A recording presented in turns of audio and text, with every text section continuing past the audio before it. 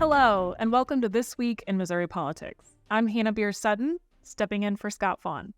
Our guest today is Pat Thomas, Chief of Staff to Senator Lincoln Hough, longtime officer of the Missouri Republican Party, and of course, Jeff City's own political aficionado. Well, Hannah, thanks for having me. I always look forward to coming by. Yes, I'm so excited to have you here. So today we are talking about how we elect presidents in the state of Missouri. The first thing people generally think of when they think of elections is primaries, because when we go vote for our state reps, our state senators, our congressmen, we have primaries. We don't have a presidential preference primary in Missouri any longer. Can you talk to us about that? So 2 years ago, the legislation that allowed for that was removed. We did work to try to put it back in this last session, but we had a stalemate the last 2 weeks of session and didn't get that done. So we are and have been approved through the Republican National Committee to host a caucus, and that will be 3 steps. The first step is a local, the second step is a congressional, and the third step is a state convention. And it starts the first Saturday of February, which makes Missouri relevant in that we are going the Saturday before Super Tuesday. I see. So it makes us a little bit more of the national conversation. A little more. Our Tuesday vote was usually late in February or even into March. Mm-hmm. And a lot of times after Super Tuesday, things were already decided. Yes, I remember my vote in 2016. I casted it absentee, and by the time it came around, it was unnecessary. Unnecessary or already dropped out. Exactly. Yeah, exactly. So the first step in our caucus process is the county caucus. Mm-hmm. So if I'm going to be part of a county caucus, what's the first thing I can expect? So first thing I would suggest is registering ahead of time and doing that on the MOGOP website. Then go to your caucus that day at your local county, and there will be plenty of advertising and things to tell people what time. They must start at 10 a.m. and where the location will be in each county. Show up early and be prepared to stay several hours. So you don't get to just walk in, cast a vote, and leave. Walk in, there will be an election for who's going to be the chair. All the counties in the state of Missouri are going to be under the same rules and the same guidelines and the same agenda. So there should be some consistency for everyone between going to the local first, then the congressional, and then the state. If you're going to show up, there's presidential candidates. We see them. We've seen the debates, and we know how they're going. And so they're going to have an opportunity to pay a filing fee to the state of Missouri's Republican Party. Those who pay that will then be the delegate or the candidates that you can choose to caucus for. Okay. So it could go anywhere from the 17 we start with to the 9 to looking at how their money goes. They may sell only some may be on every Super Tuesday ballot, but only choose to write Missouri's check if they think they're going to do well in Missouri. Mm-hmm. So then you'll have an option. The chair that day will have a list of who you can caucus for. The room will divide into their support, and then we'll take the total number of delegates delegates to the next level of caucus, which will be the congressional, and divide it among the support we see in the room that day. So how, let's say 100 people show up to the caucus, but you only have 21 delegates. How are those individuals chosen? Well, let's say that somebody gets 2/3 of the vote, and then the 2 others split 1/3. So if you get 21, somebody's going to get 14, and the other 2 are going to split 7. Okay. And it's going to be up to the chair that day to decide which of those gets 3 and which of those gets 4. So there might be a little bit of negotiating, and it may determine who's supporting them. And but then moving forward to the next level, they're bound on that first ballot the next time to vote for the same people they voted for that day, unless one of those drops out between then and the congressional, or between the congressional and the state. So it really benefits a campaign to be really active in Missouri. It does benefit them, and it benefits them to not only be active, but make sure the people that they're being active with are going to turn out. Mm-hmm. I mean, you could have somebody send you $5 and a whole bunch of $5 people, but if they don't actually show up that day, then it doesn't do you any good. Yeah. Right. So then what happens? So you've got your delegates at the county caucus. That's done and over with. We know who Missouri went for that night. Right. Then we go to the congressional caucus and the state convention.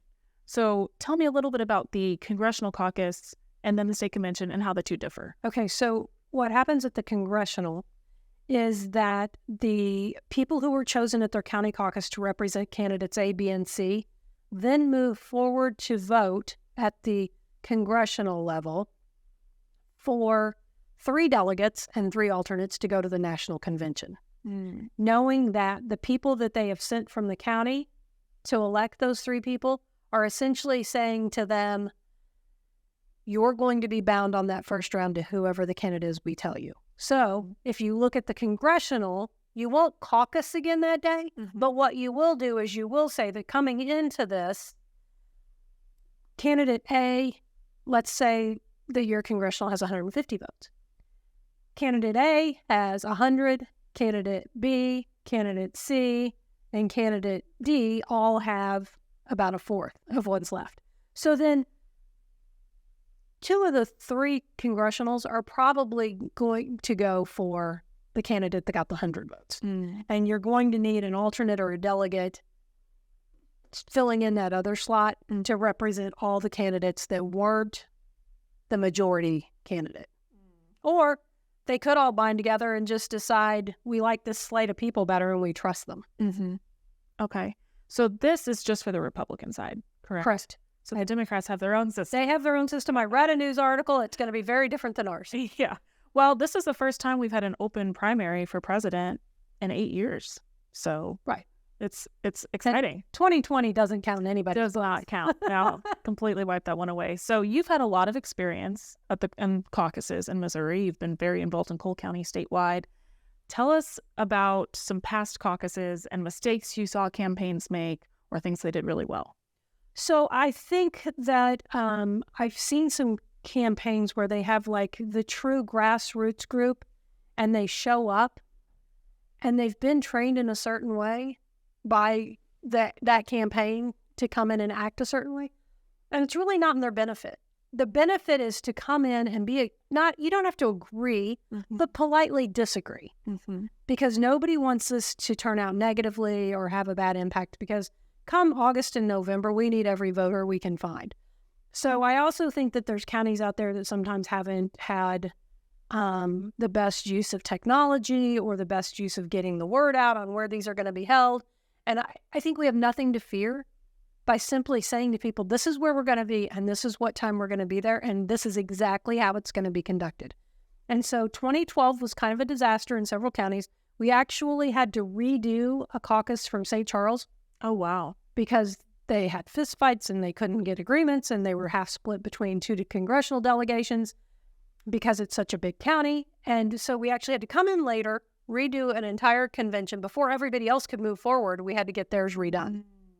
So I think what we learned from that and we put into action in 2016 was the basis of the rules we have today. And that's that there's going to be consistency. There's going to be a lot more outreach and a lot more communication. There's trainings that are going on around the state for county chair. And I really urge each of them to get involved and to go to those trainings. Take the person they think is going to be the secretary and really and it's about 3 or 4 hours on a Saturday. So it's not super time consuming, but I think this is one of those processes, Hannah. The more people hear it, the more they read through it, the more comfortable they're going to be that day, and the more that they can trust that somebody's not trying to do something bad. Right. That everybody's trying to come out to some positive end result. Yeah. So how do people find out? Let's say, I want to be part of the caucuses, but I may not be up to date or plugged in necessarily with the local GOP. Everything should begin posting in early January on the MOGOP website, which is going to include locations, people to contact. It's going to have early registration, which is going to be great because then we're going to be able to say, oh, you registered, but we don't show that you're a registered voter in that location. Oh, okay. So we need to get this cleared up. So it's going to help us do a lot of things, and all of those things help us moving toward being successful in November. Yes. So you've been to the national convention. Yes. I always love to hear about that. Tell us about the most outstanding moment. So I think for a lot of us, the first time you experience anything is always the best. And so my first experience at a national convention was 2004 in New York. So we were coming, tight security, George Bush's reelection. New York wasn't happy with Missouri because we had voted marriage on the ballot in August, and we were coming in right after that. So we may or not have been picketed several times when our bus stopped. But I found myself on the floor of the convention on the evening when Todd Beamer's wife recounted the story of talking to her husband on the airplane. Wow. And there's nothing more powerful than sitting there looking at your president who's been through those things and watching a widow get up there and talk about how important all the issues that were facing our country at the time and feeling like you're there for a purpose in time. Yes. It's not just all about the parties and politics and things like that. We believe in a certain way we want things done. So do the Democrats. So do the other parties. We may think theirs is right and ours is wrong, or we're right and they're wrong. But what we really needed to see at that point in our country's history was that we could work together. Mm-hmm. And so it was just so impactful. Wow. About the way it came together. Yeah. Well, that's a wonderful note to close on. Thank you so much. Thank you for having me. For coming and being part of this today, and thank you for sharing your knowledge.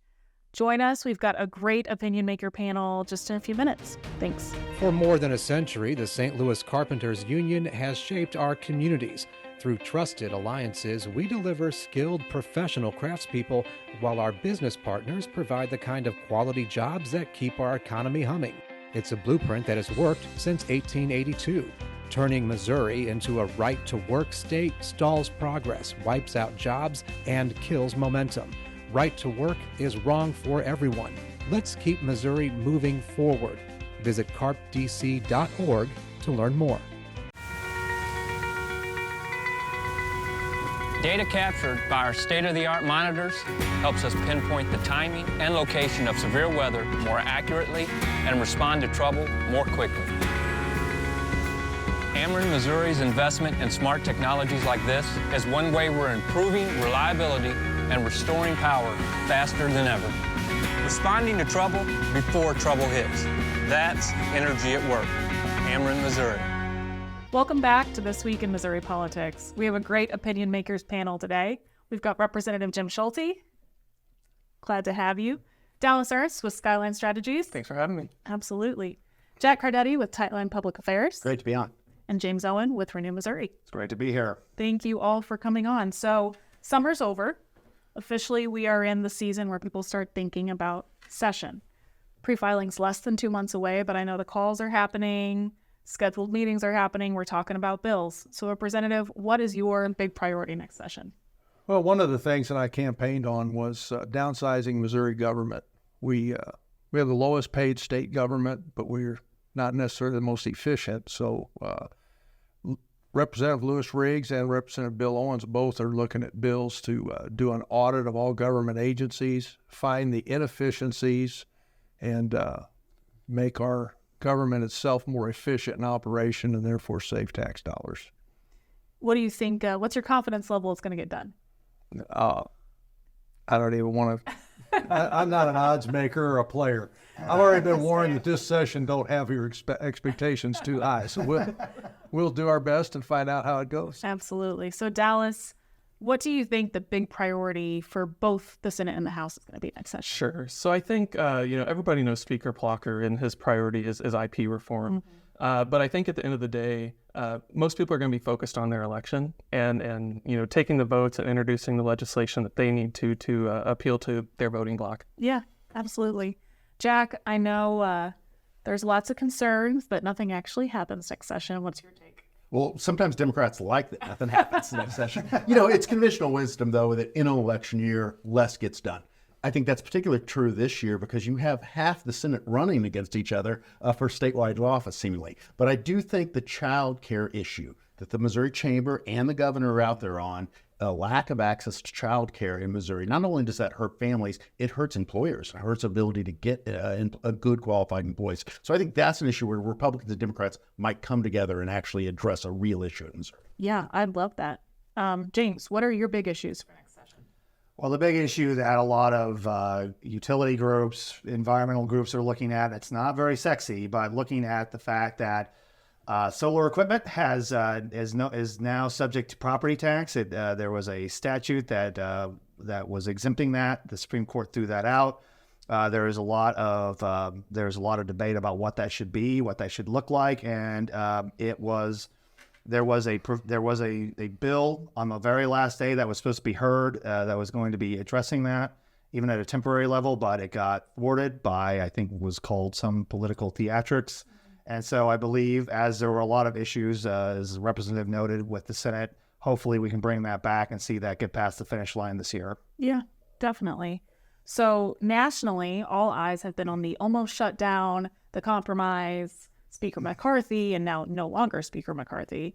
Jim, what do you think is the likelihood that some members of the legislature take some of those theatrics and try to put them in play here? That's really a loaded question. There's bound to be someone who thinks that that'll be good for Missouri and try it. I don't know how far it'll get. Government shutdowns have been going on. I think we've had 17 of them, and not many of them or any of them have really produced anything in the long term. So I think if we do have it, it'll be theater. Mm-hmm. Well, I mean, good thing we have a great budget chair and a appropriations chair. We're very blessed for that. Absolutely. Dallas, I know with Speaker McCarthy being removed, that maybe divides Republicans even further than they have been. What's your take on that? So my take on that would be that, it's great that the Republican Party is such a big tent party, that we have room in our party to have people that are for small government and people that are for smaller government. And it's great that we're having that conversation, and hopefully we come to a resolution here in the next few days to who's going to lead the House. Yeah, all eyes are open. I'm not sure who they're going to pick. But Jack, from the Democrat perspective, what does this look like? I mean, this is the first time this has been done ever. A very long time. Yeah, look, chaos and ineptitude that the Republicans are showing in Washington, D.C. is only going to help Democrats come next November. I mean, there's an old saying, right, that every once in a while you make a deal with the devil. Kevin McCarthy did that to get speakership in the first sense, and then they came back and the devil asked for that debt to be repaid this week. And so it'll be interesting who is the next speaker for the Republicans, and can he actually keep the caucus together or not? I think that's one of the things that Democrats are actually better at in Washington, D.C. than Republicans are. Yeah, I'd agree with you. James, if the shutdown were to happen, how much would that impact your organizations and your interests?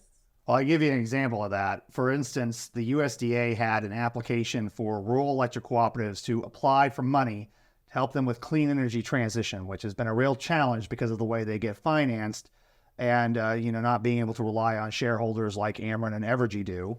So you saw, out of the money that was available, you saw a double amount of people filing for interest from rural electric cooperatives, which we found to be enormously encouraging and enormously, kind of provided an enormous signal that there is an interest in this. And so when you see that kind of progress and you see that kind of movement, anything slowing that down is going to have a big impact on it. And we would like to see that continue. We'd like to see that be prosperous. And so any shutdown would be really, really tough on any progress there. Yeah, definitely. I think it'd be tough on the whole country. So hopefully they no get doubt out. So IPs are on people's minds. I know there's efforts to reform. There's a lot of topics that people are working on. James, I know there's a lot of conversation about the abortion IPs, and there's a lot of different versions of it. The more conservative options maybe have a better chance of passing. The more liberal options are going to have a harder take. What do you think?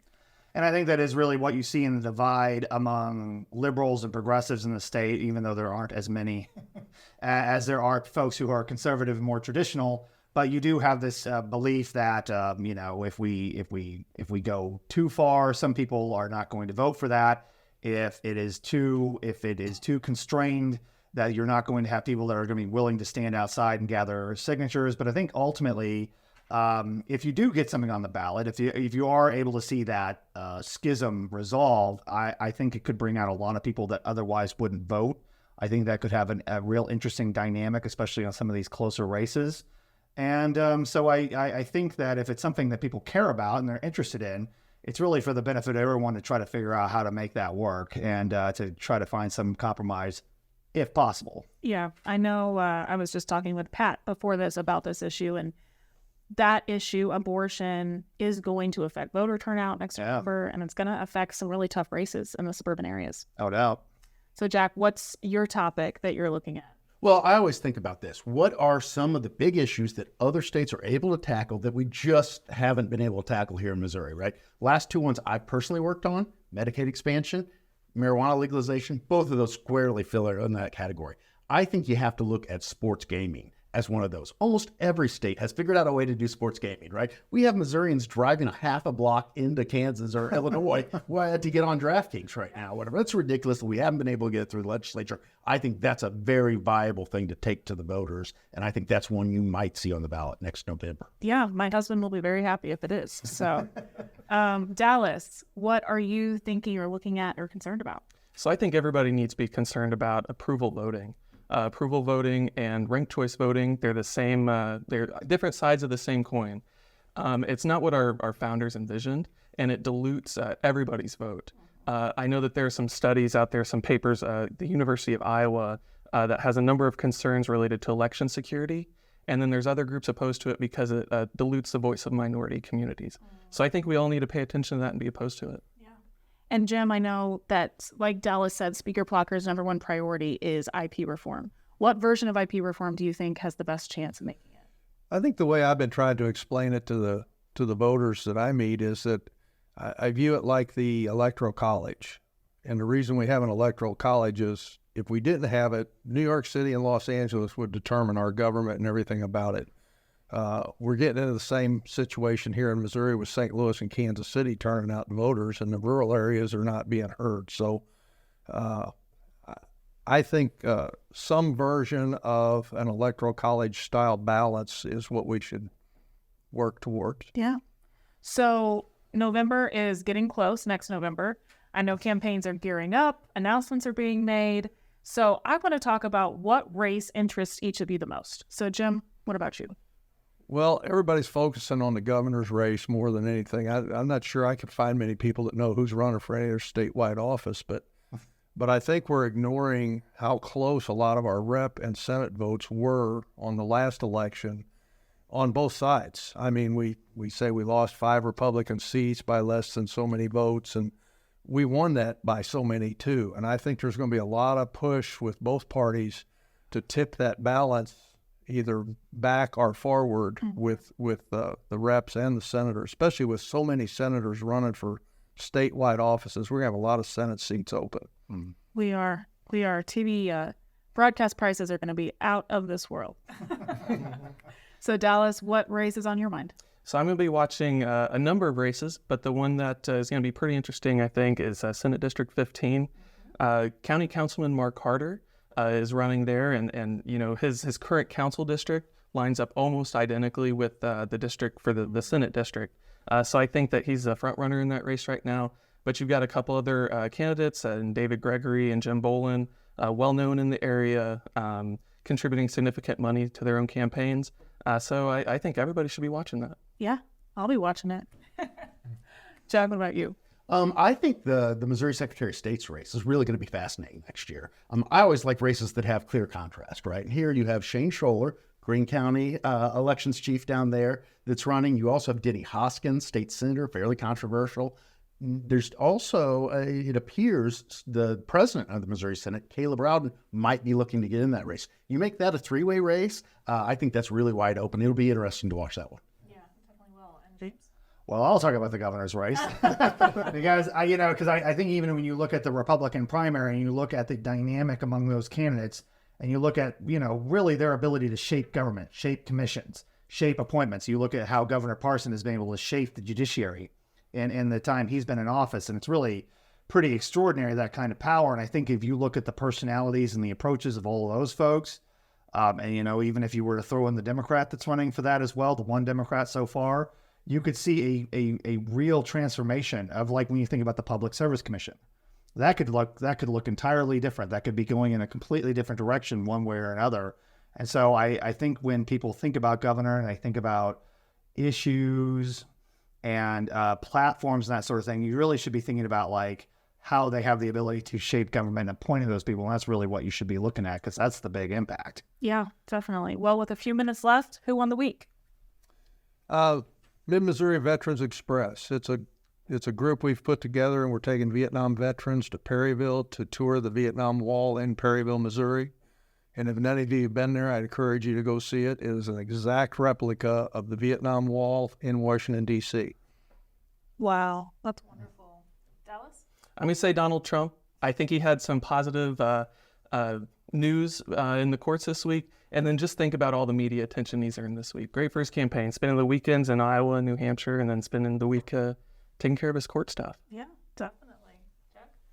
This is probably the first time this has been said on This Week in Missouri Politics. I think Nancy Pelosi probably won the race. If you look at how hard of a job it is to run a very tight caucus that only has a very small advantage out in the U.S. House of Representatives, Kevin McCarthy unable to do it, I'm not sure the next Republican speaker will be able to do it. The fact that Nancy Pelosi for so long was able to do that, keep her caucus together, and really push some big pieces of legislation looks even more impressive after the fact. Yeah, definitely. James? I'm going to get pretty in the weeds, and I'm going to say Gabe Gore. I think him getting Justice George Draper to join the St. Louis Circuit's office not only shows that he has this ability to help transform that office, but I think, taking where that office was initially, earlier in the year and what it's been now, I think is a real positive sign of competent governance and competent management. And it's really great to see because that's a really big, important issue for the city of St. Louis. That's a big get. Good job by him. Great get. I'm going to say our fearless auditor, Scott Fitzpatrick, doing some big audits, finding the pork where it shouldn't be. So thank you so much for joining us on This Week in Missouri Politics. Scott will be back next week, and have a great week.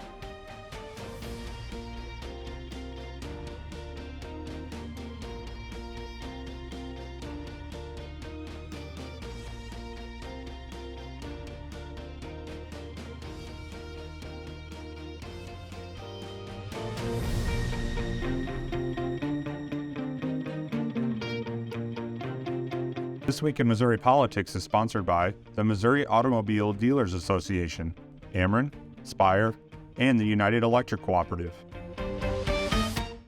I'm a history buff, like I know a lot of you are if you watch the show. We're doing a thing of the history of Missouri. We're going to do it one county at a time. We call it Show Me Missouri.